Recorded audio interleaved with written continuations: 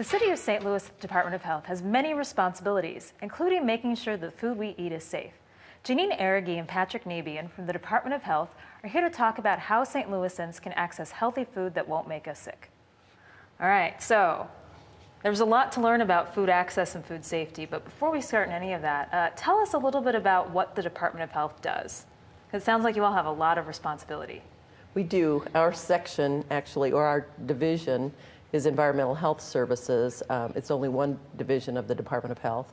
But within our division, we have 6 sections that deal with various environmental issues: air pollution control, animal care and control, community sanitation, food and beverage control, emergency preparedness, as well as vector control. That's a lot. You all do a lot. So today we're going to just focus on food access and food safety. But tell us a little bit about what's going on with your food safety programs and how you all work to keep people in the city safe. Yeah, for our facilities, especially the food establishments that are serving the public, we ensure that there is routine inspection for those facilities or establishments that we consider low risk. We inspect them once in a year.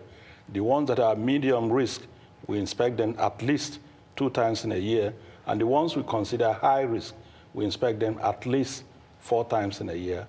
So when we talk about establishments, we're talking about restaurants, catering businesses, what are these establishments? Just so people can know. Yeah, when we are talking about food establishment, we're actually talking about the restaurants where people go and eat, and the places where people go and drink and also have some carry-out food.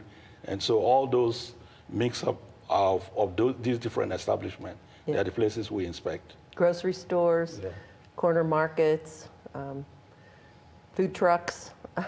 So every place that has food in the city of St. Louis, you all have, or make sure that the food that they have is safe. That's correct. So what do you look for? So you're tracking. You said you have low risk, you have high risk, you have all these levels. That's tracking a whole lot. Yeah. So what we do is, depending on, again, where they are, when we go into a restaurant, we expect whoever is running the place to make sure that food that is supposed to be hot is kept hot. And food that is supposed to be cold, they're also kept cold. And also there are separation of raw food from ready-to-eat food.